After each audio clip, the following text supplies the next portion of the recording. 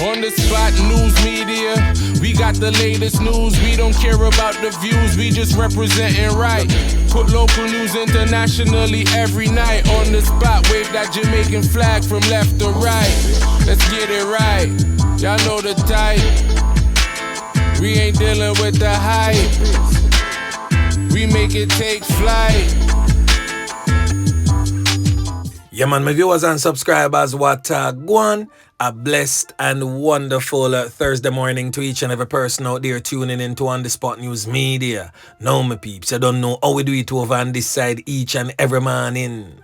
We have to give thanks and praise to the Most High Creator for the preservation of life, because life is indeed the greatest.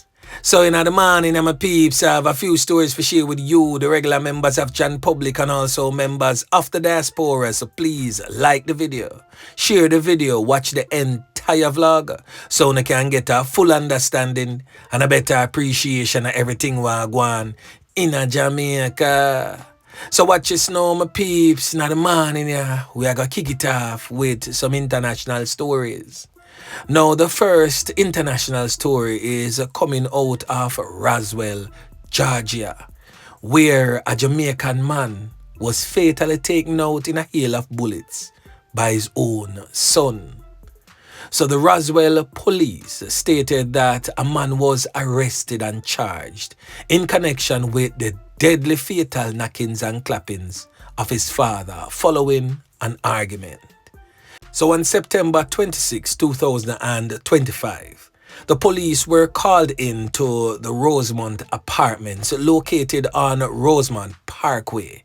Police on the scene stated that the incident happened sometime around 8:30 a.m. Officers located a man later identified as 56-year-old Gary Clarke. Gary Clarke is said to be a Jamaican national that hails from the parish of Clarendon. The son is said to be an American born. Now, during an investigation, officers learned that the suspect, his son, 29-year-old Tristan Dinal, was in an argument with his father earlier before the knockings and clappings. Now, On The Spot News Media made some checks.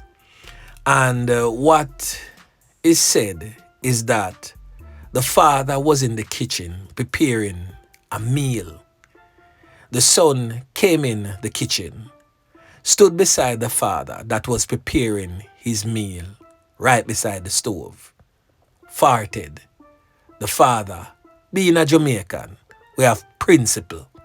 I say, yo, how you fi come do that right here so and you see me in the pot a stir my food?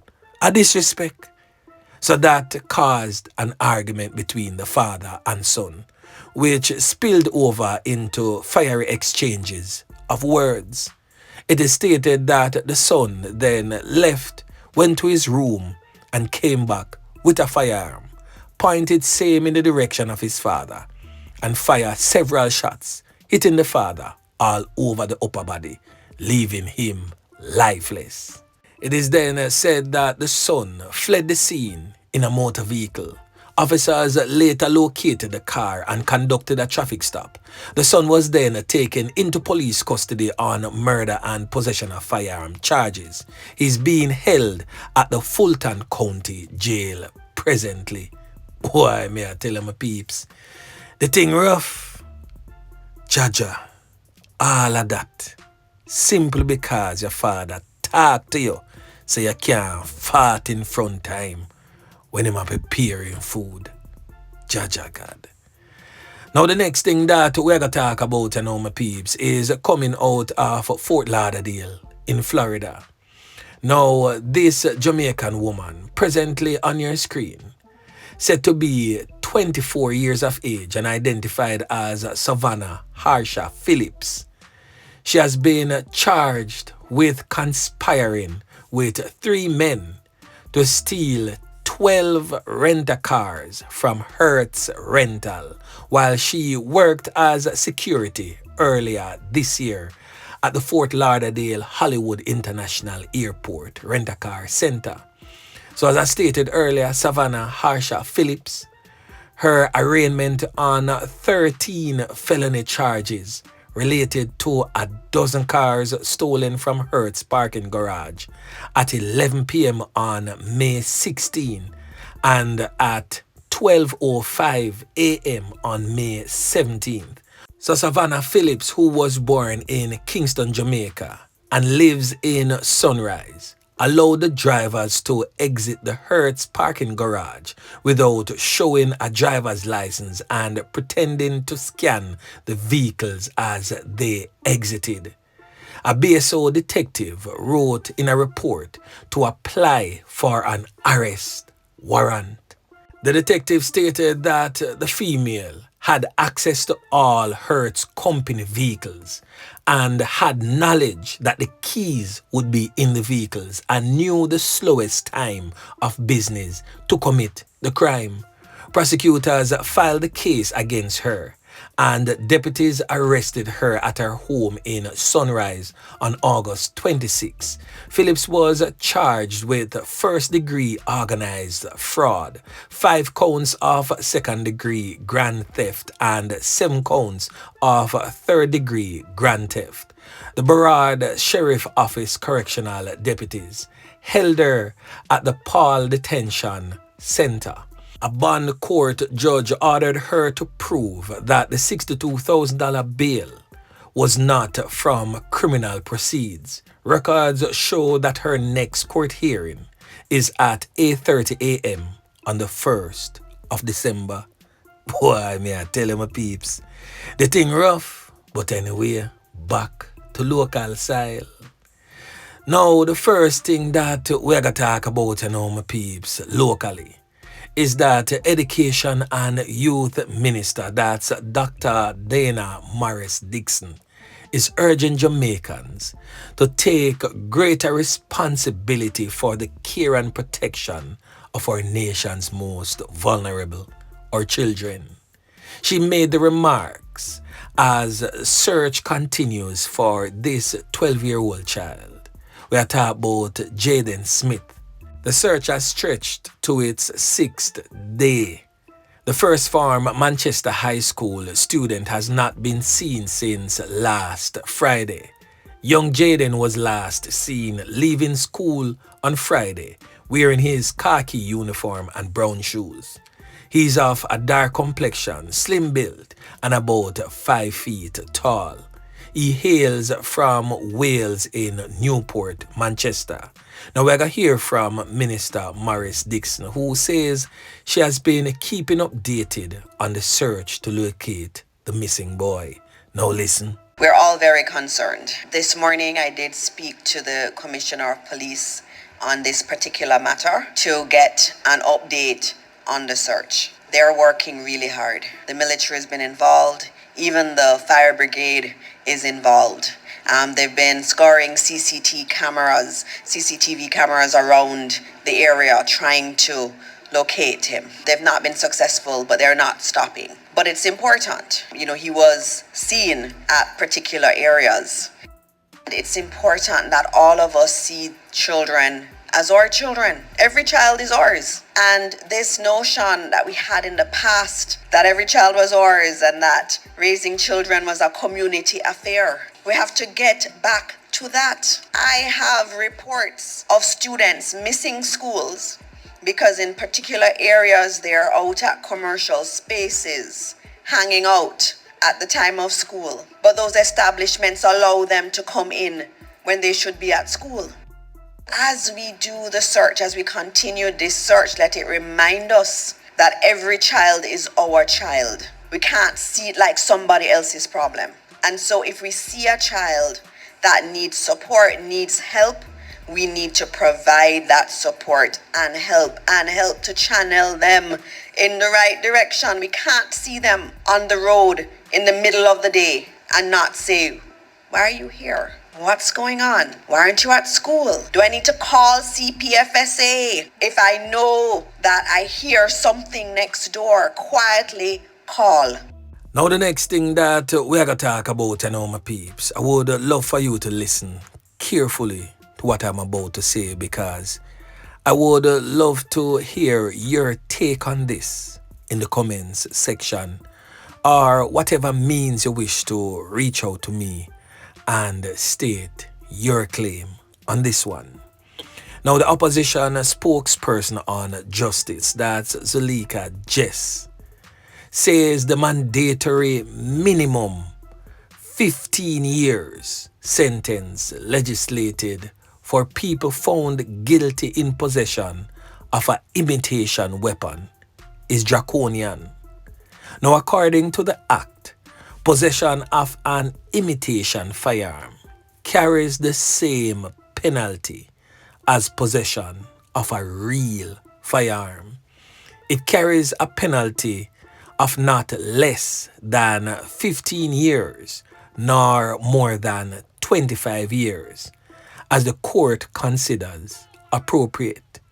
The offense in the law is possession of a prohibited weapon. The Act defines prohibited weapon as any prohibited firearm, any grenade, bomb, or other like missile, any imitation weapon or device of a missile or missile launcher. Jess says there needs for a conversation about possible amendments to the law.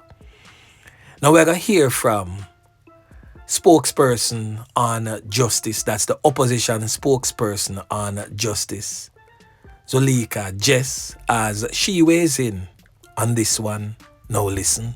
The new Firearms Act, which technically isn't really new because it was passed, November coming will be almost 3 years. But the draconian measures which are contained therein, whereby persons who have been found in possession of a toy gun face mandatory minimum sentences of 15 years, meaning that the judge has no discretion. So, for example, if a father or a parent buys a toy gun for a child who is going to be participating as a police at Career Day at their school, and that parent is found by the police in possession of that gun. Let's say he's driving home to take the toy gun to his child. He can be charged under the new act, and once he is found guilty, he will be automatically sentenced to a minimum of 15 years. Act does not allow for any provision for leniency based on the circumstances of the case. And so what happens is that you will very well find that innocent people will be made criminals by virtue of the harsh and the draconian nature of the act. So I think that we need to have a discussion as a society as to whether this is what we want to see going forward or whether or not there is the need for amendment to that act. I am not entirely sure as to the party leader's thinking behind the appointment. However, I am grateful for the confidence that he has obviously expressed in my abilities. I say to persons all the time because there is oftentimes a misconception that because of my youth, I am somewhat judged based on my age and not necessarily my age at the bar. I suspect that the party leader may have taken into consideration the fact that, one, I am possessed of a strong legal background. Two, I bring a fresh perspective to the portfolio. And I also suspect that he understands that based on my natural inclination, someone who is purpose-driven, I am going to be the type of person who will be advancing policies that will ensure that justice is served to the people of Jamaica and that the opposition voice will be very strong on matters of justice. Well, hear what I have to say about this. There is always room for improvement as it relates to the Firearm Acts. Certain things, yes, can be amended somewhat, depending on the severity of the matter and the intent of the person that was caught with the imitation firearm. But notwithstanding, the law was passed in the House, signed off by both the ruling Jamaica Labour Party and the opposition, the People's National Party, at the time when the law was passed. So now that the new opposition spokesperson have taken over, I'm pretty sure that she would have been aware that the The former spokesperson also signed off on the passage of the law. Now, the reason why that law was passed, because many of times we have heard where robberies are being committed with the use of imitation firearms, and it is just as frightening to the person being robbed or the person being raped or whomever the victim is at the time. It is just as frightening to the victim because the belief in the victim mind at the time is that the firearm is real. Now, there was public education and also warning parents not to purchase imitation firearms for students involved in career day proceedings. So the word has been out. So until the law is amended, I again state, parents, do not purchase any imitation firearm for your children. Yeah, man.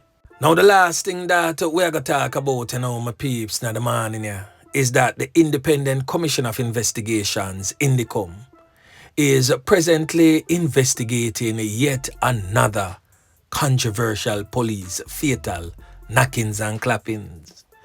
Now, this one took place in Montego Bay, St. James on the weekend. The deceased has since been identified as Romar Wallace, also known as Maro in high streets, said to be from a Mount Carey address in St. James.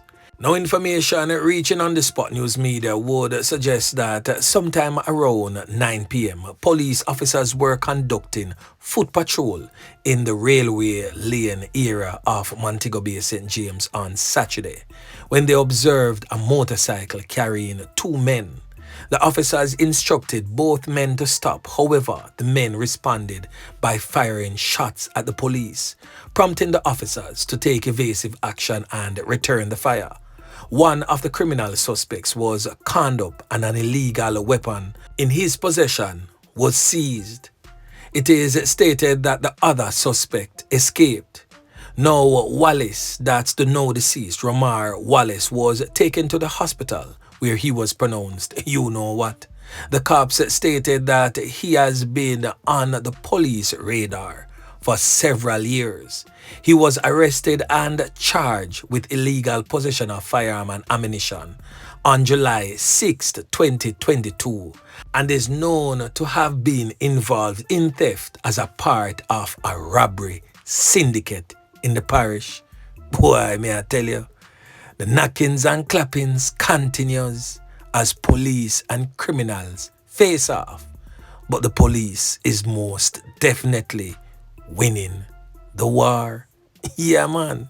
So right there and then, another decent spot of work again by the squad of them. So anyway, my peeps, remember to like, share, subscribe to the channel. Stay tuned to On The Spot News Media as I continue to bring you fresh news and updates in subsequent newscast. On The Spot News Media. Yeah, man.